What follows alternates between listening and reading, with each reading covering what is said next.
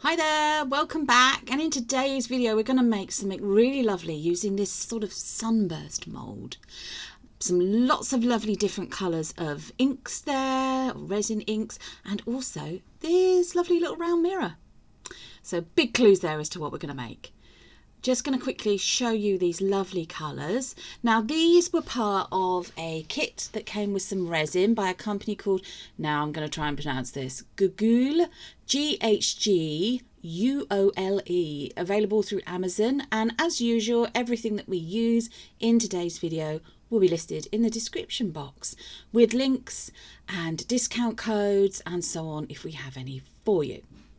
So we're going to put these dotted in and around on this particular one, but we're going to pour some resin in first, and Ghgoole is the resin that we're going to use. Now this is another mould. You're not seeing double, we do have two of these. Now very much again influenced by the natural world, except for this one is going to be coloured using some beautiful tints. So they're resin tints from Jules at Resin Jules. Shout out to her. Always fantastic, lovely, good quality products from her, really reasonably priced. And these, I mean, look at that, stunning. That's a mirror sheen effect. Beautiful white one with bits of almost like pale greeny coloured, and then the same sort of colour again, but with more of a gold sparkle. And then we have the three different blacks. So that's quite a jet black there with a tiny bit of jet black sparkle. Another one with more of a, oh look, that looks more like I don't know, a colour change one, and then one with more of a bit of another sort of lovely sparkle to it. So there we have 6 of them. Yes, we're going to use all 6, and we're going to use a regular brush just to apply them into different parts of the mould. Try and give it a bit of an ombre look. So I'm going to show you this. It has been sped up because this took, wow, did this take some time. And like I've said before, if we showed you this not sped up, you'd be sitting here for a good hour probably. Yeah, we don't want to bore anybody. So just using the different coloured blacks. There we are. It's probably not showing up very well, but I can definitely see the difference. Now the mould is very good. It's got support underneath each one of those rays that's coming out. If you can see that, the pieces that are like squiggles and ones with points, there's a support piece underneath it. So your resin, when you pour the resin into the mould, it is very well supported whilst it's curing. So I'm just literally, I've got about 2 or 3 paint brushes because obviously I didn't want to mix the colours up. And I am just dipping them into the pot lightly and then applying it into the mould. So they seem to be sticking better in some place than others depending on the colour of the tint. Now it did occur to me after I'd got about halfway through that maybe they aren't the best thing perhaps to be applying to a mould like this. Oh, did you see that mirror shine then? Wow. But you know, time will tell. So I continued on and did the rest of it, and look at that. I think the mirror effect is my favourite. Wow. Stunning. Absolutely stunning. Here I go with a stunning word. Sorry people, if you're keeping account of how many times I say stunning. So I used just the sort of mirror effect one tint, and I just brushed it quite liberally. Honestly, sorry about that. Couldn't seem to say that word for some reason. Into the mould, again using the brush, dusting it all in, making sure it's all nicely coloured. You don't put anything in the centre of the mould because that's where your mirror piece is going to go. Right. So here we are, and then decided I needed to do the little peak parts because I hadn't done that either. And again, just try to follow with having dark with light, light with dark, and so on. So just continue to do that all the way around the edge. I didn't actually use up as much of the tints as I thought. These are from the Nebula range, I believe, from Resin Jules. But, you know, pop on over to her website and Instagram, and there's links and everything in there. And she's got some fantastic products, so I shall be going over there again soon to do a little bit more shopping with her. So almost done with the tints and putting it in the mould. Of course, you don't have to do it like this. You can just make up some different coloured resins. You want your clear resin and add in the tints to each of them. But then I looked at this and I thought, my gosh, how on earth am I going to do that without it all mixing in one together? And that wasn't the effect that I wanted. But there's nothing stopping you. You could use just all one particular type of tint, and then in which case then you just mix that into your resin, pour it in, wait for it to cure, demold it, and you've got your mirror frame. So there we are. Beautiful, all those colours. Really, really gorgeous. I had very high hopes for this. So Wayne has made up some of the, I can't say it, Ghoul resin, Ghguole, and he's adding in some Arteza crystal white mica powder. There we are. So we and ahed about, do we use clear resin, just clear resin? Do we use black resin? Do we use white pigment, right, you know, like a Vista pigment? And I thought, no, hang on a minute, let's use mica powder. We've got some, because we didn't want it to be too dark in the dark places where we shaded. And then obviously if you use dark resin where you've got light shading, it's not going to look right. It's just not going to look right. So here we go. Plus we thought this would help with bringing out where we'd got the lighter colours. Look at that. Love, love, love Arteza mica powders. For some reason you can't seem to get them in the UK through Amazon at the moment, so you would have to go on to the American website or do your best to try and source it elsewhere. There we go. So pouring it in and then just waiting for it to level out. This little bit has been sped up. Oh, it looks like he did pour it over the middle, and then I think he's actually just waited it for it to self-level and dissipate. No, there we go. It's moving it off of the centerpiece. He obviously remembered that, you know, that doesn't need to have resin. Plus, you can probably see it. It's all gradually moving to the tips of all of those points on the actual outer frame. There we go. So lots and lots of hoping that, you know, apologies if you just heard my husband telling our dog to be quiet in the background there. But yeah, so carrying on, yeah, just making sure that all the resin has gone to the very tips, of those points in the outer part of the frame of this lovely mould of the mirror frame. We are. Just had to do a little bit of a top up. I love the way it picks up the mica powder and almost looks like it draws it back in towards the centre.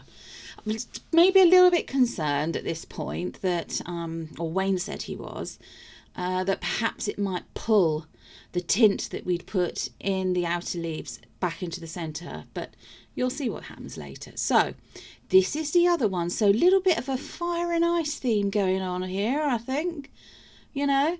Perhaps, so he's put clear resin into the mould, making sure that it's only going to the outer part of the frame and not in that very centre part, and just helping it go out to the edges, to the tips of each of those parts of the mould. Yeah. He's just doing that to each one of those sections. Just, you know, very important to make sure that the resin, obviously it does self-level, so it will move to a certain degree and to a certain point on its own accord, but sometimes it needs a little bit of assistance.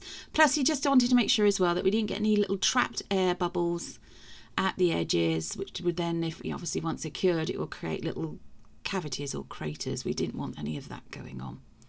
Apologies, you have a full view of Wayne's watch there and his tattoo. Must remember to tell him to cover his arm up or take his watch off, but there we go. It is what it is. So there we go. Just topping it up there. There we go. And then using each one of the colours that I showed you at the beginning. So I think he's just showing you them again. He's going to actually do something now, which again, he wasn't sure if it was going to work or not. Oops, there we go. It was rolled off his hand. Quite a large selection there. But he's going to do something that you may have seen him try and do before with when he's done blooms or flowers in coasters and little miniature bowls and things. So hoping at this point that it is actually going to work, and sort of deciding which colours to put where. So this is beautiful cherry red colour. So if you order the Google resin from Amazon, like we did, I'm assuming they're still doing the kit. It's more of a kit, to be honest, because it comes with, obviously you get your resin, and you get stir sticks, and you get so much other stuff. Foils, so silver and gold foil. We got these beautiful inks, and we got lots of other things as well actually in with it, which was really good, which was very nice, and it was very reasonably priced at the time. So as you can see, he's done this lovely cherry red, then he's done more of an orangey red, and then we've got more of what I'm going to call an egg yolky yellow. You know, the deep, we used to have eggs when eggs were eggs. Egg yolk, real deep, rich egg yolky yellow. And then we've got a paler yellow there. Going round. Have you seen the way that the ink is just, or these resin inks are just dispersing slightly? Some are dispersing more than others into the resin. There we are. And he's putting some in the tips of those outer wave parts. Go. There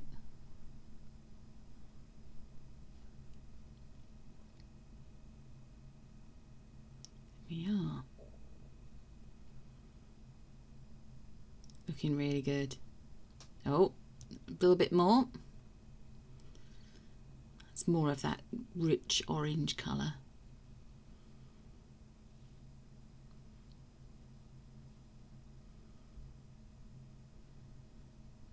It's looking good, looking good.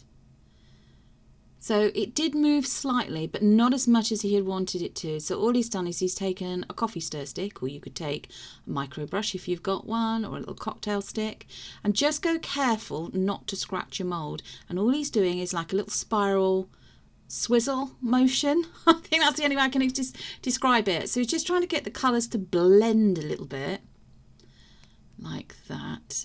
And then he is just pulling them down slightly and up. If you can see that, trying to encourage those colours to go up and down those, you know, the lovely rays of that mirror. Let's call it the rays of the sun.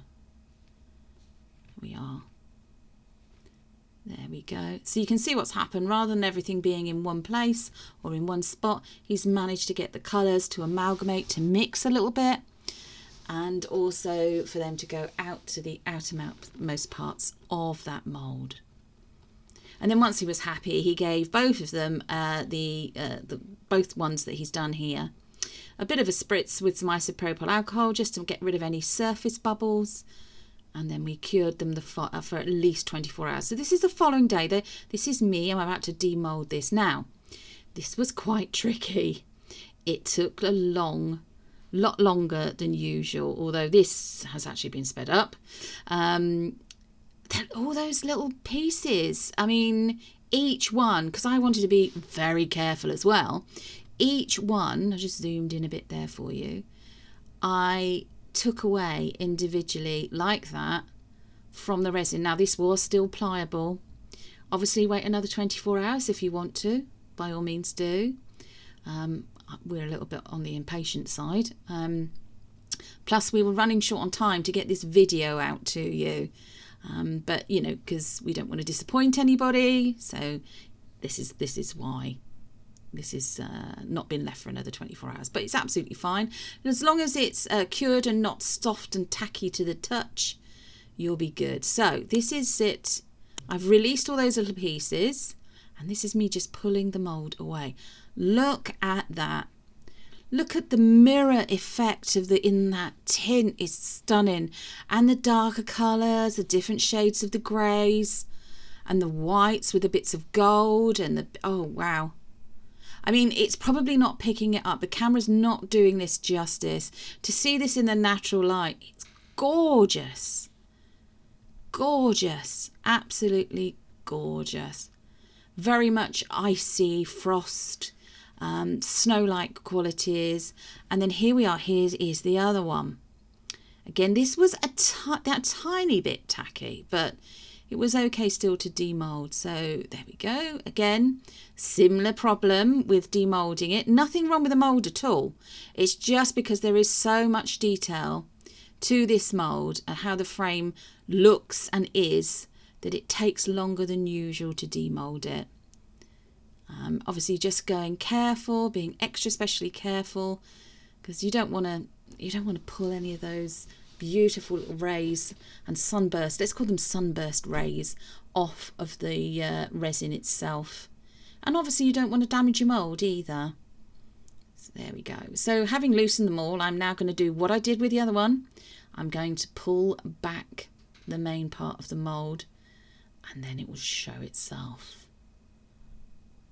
Whoa. Look at that. Look, now there's more of a close-up shot of this. This looks like glass. It looks like that beautiful coloured glass, you know, that you can get. Stunning. That looks really special. So here's the final shots for these two. There they are with the nice mirror piece in it. Itself, the bit of mirrored glass. It's gorgeous. So that's our fire mirror. Let's see the ice one. Absolutely stunning. Absolutely stunning. Would look lovely in any room at all. Whether it's on a stand or in a hallway, on a wall. Here is the ice one. Oh my goodness. There you go. You can see the tints a bit more. Again, shout out to Jules at Resin Jules. These look fantastic. The mirror is gorgeous, absolutely stunning, and look great anywhere. Well, thank you everyone for watching, liking, sharing, subscribing, and big thanks as well if you've joined us in the live chat. We'll see you all again soon. Bye bye.